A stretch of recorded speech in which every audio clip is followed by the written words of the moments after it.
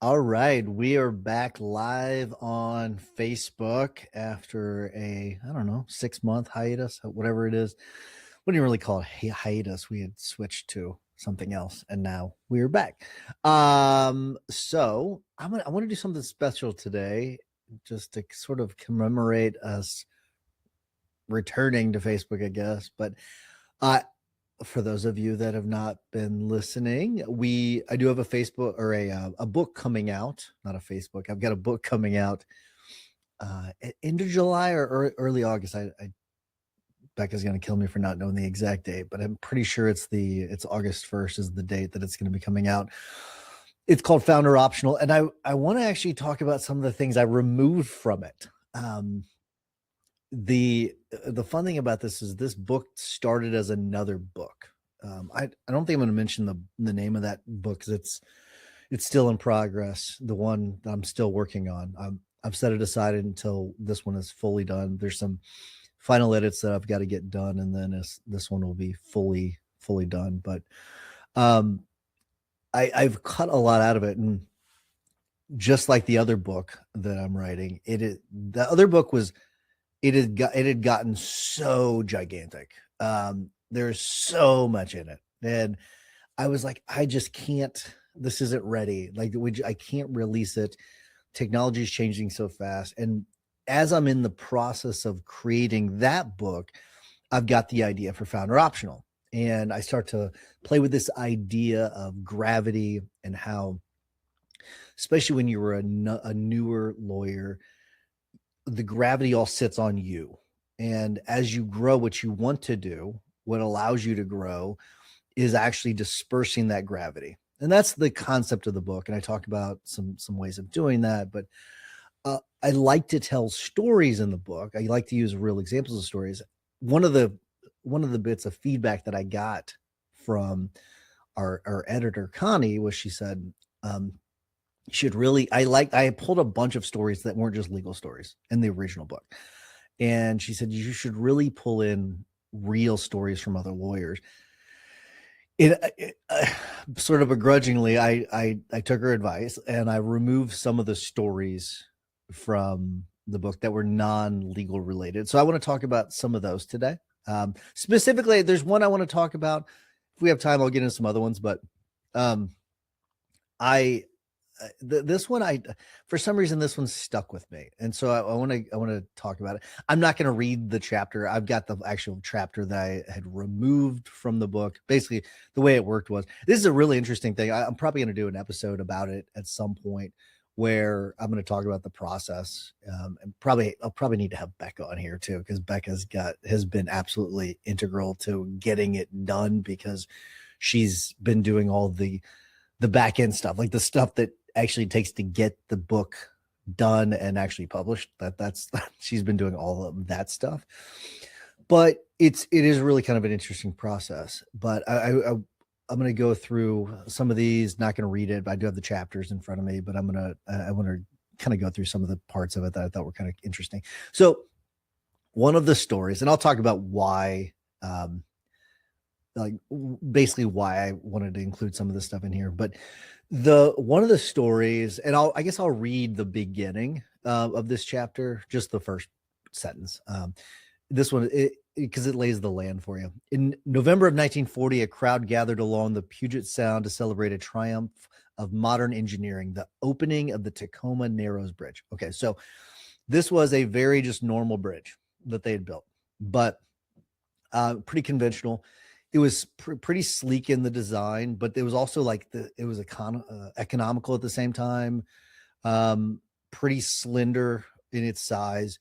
And I mean, the architects, the engineers they'd done all the math, right? They had done all the calculations. They had calculated wind loads and all this. They were okay. You know, there's something called tensile strength. They figured out the tensile strength, and they figured out all the different forces against it. And whenever they first built it, like at the very beginning, the bridge, it behaved exactly as predicted. Okay. Everything was just fine. And then shortly after, though, it began to move a little bit. And it wasn't like dramatic movements. It was like nothing that was alarming, right? This is part of the person I love this story so much because you can probably predict what the end is going to be when it comes to this bridge. But it starts to move a little bit, nothing alarming for anyone. But it rippled. So when people are driving across it, drivers noticed that it would ripple as they drove across it, which is, as you can imagine, kind of a unsettling feeling, right? It's kind of, what is going on here? And it was like, it was gentle, right? And some people described it as if the roadway was breathing, which is kind of an interesting way of putting it. And, as time went by, people just kind of, they just kind of got used to it. It was like just part of the bridge. It was like, there was a little character, and they actually gave it a nickname. They called it Galloping Gertie. Okay. And that was the name of it. And it's one of those things where it's like an affectionate name for it, right? Which is kind of an interesting part of it too. Because you don't really nickname something if it terrifies you, not usually. So they gave it a cute little nickname. And so they kind of viewed it as harmless. And then 4 months later, the bridge collapsed. I mean, completely just whoosh, collapsed. All the work that they had done, gone. And what's interesting is like the bridge, it didn't fail because of like, there was like some single violent gust of wind or some massive storm that came through. It actually failed because of the repetition of the small little bitty nudges and movements, like these really subtle oscillations. It was just small enough to ignore. And the thing is, like, if those are repeated often enough, they begin to amplify over time. So on that day, unfortunately, the wind had struck the deck just the right frequency, just the right amount of times. And what happened was the bridge responded.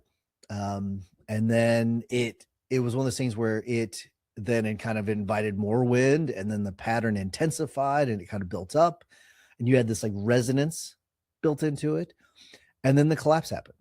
And apparently this was a long time ago, but apparently people described it as very cinematic. It was, and I think that part of this is like the story it's not really in the final minutes of it. It was really in the months before, when things just seemed manageable. They seemed okay. And the reason why I had this in the book was I feel like kind of as law firm owners, founders, we live on bridges like this. And in the early stages of a firm, that like having all that gravity in one place, or because a lot of it comes down to gravity, and I'll kind of connect the dots in a second, but in the early stages, it all just kind of feels efficient, right? Because we're doing everything whenever you're first starting the firm. If a decision needs to be made, you make it. Okay. If a client needs reassurance on something, you provide that reassurance to them. If numbers need to be, interpreted for a bookkeeper, well, who does it? You do. You're the law firm owner. You're the founder. And the reality is you are the most competent person in the firm. You undoubtedly are. You, to this day, you probably are the most competent person in the room. That's my guess for the vast majority of you. Even for those of you more established firms, the shortest path between a problem and a solution runs directly through you. It works. It's one of the things that it works at first, just like the bridge at work. This works for you at first. Okay. And when it comes to like, there is a part of this where like the psychologists call it the competence trap, where the better you are at solving something, the more often the system sends it back to you, because you've built this system where it's just coming back to you because you're better at it.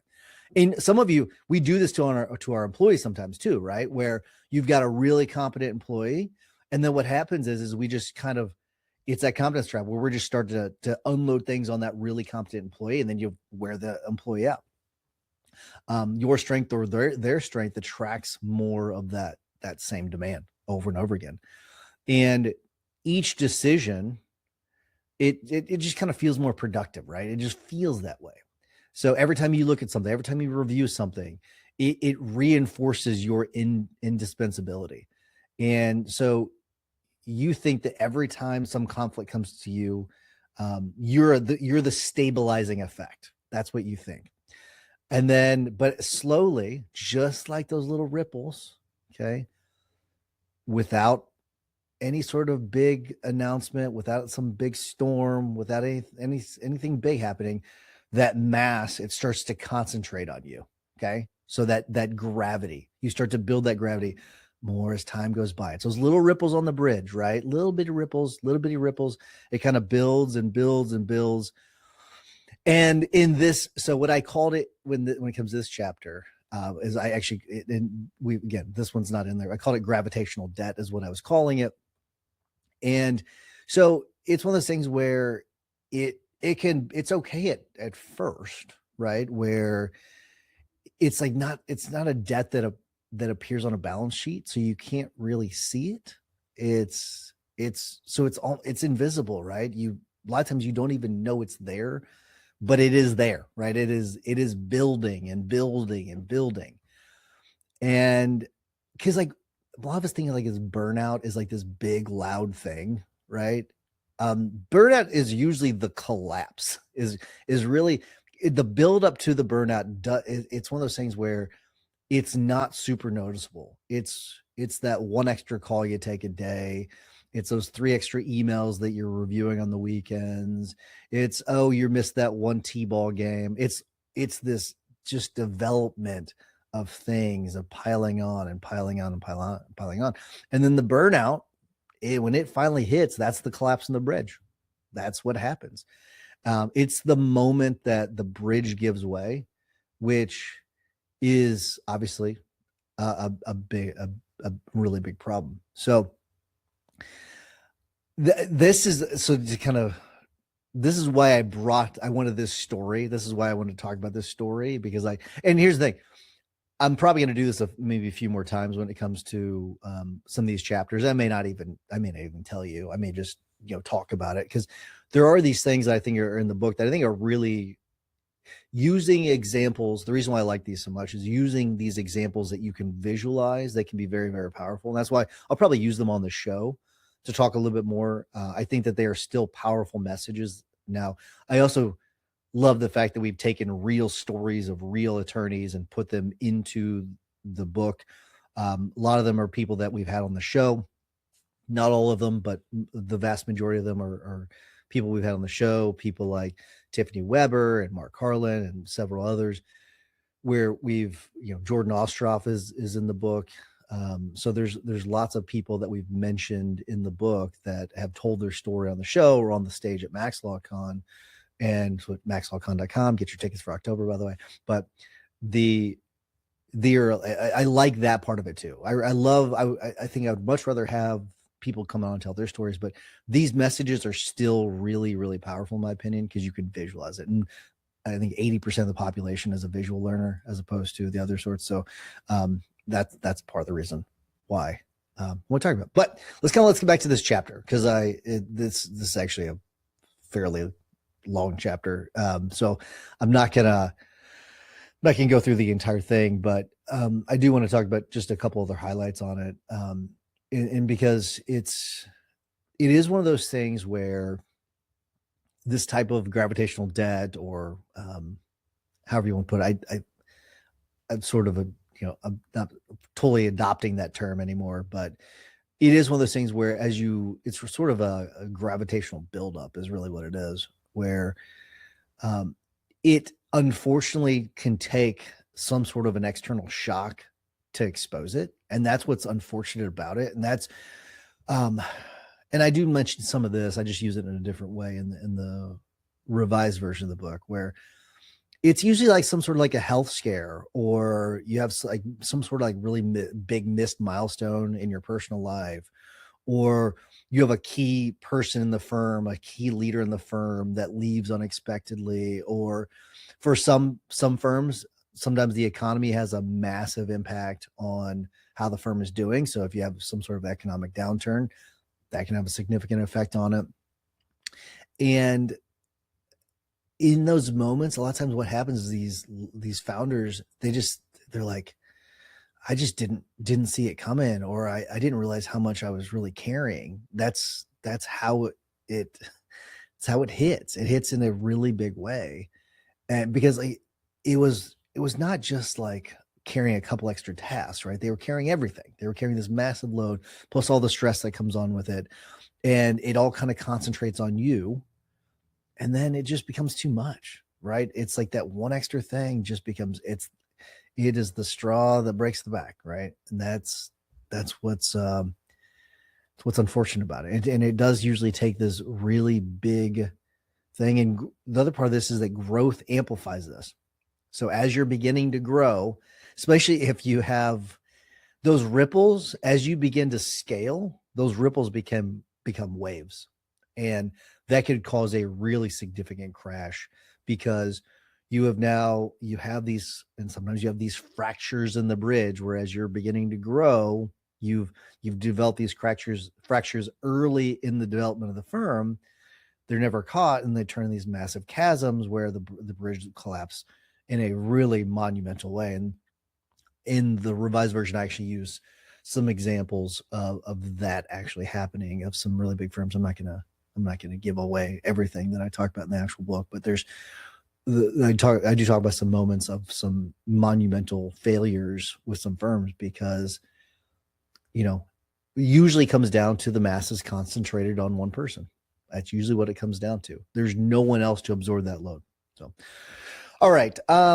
I think that's all I'm going to cover today when it comes to this. I'm not going to get in, and we don't really have any other stories that I could fit in the next 10 minutes. So I'm probably I'll address those on another show. Make sure you get your tickets to MaxLawCon.com. We have our conference coming in October. Make sure you check out BackisList.co. Find out the best founders, or best vendors for your firm. And if you're interested in the association, join us at MaximumLawyer.com. All right, everybody. Good seeing you. Happy to be back on Facebook, and we will talk to you later. See you. Bye.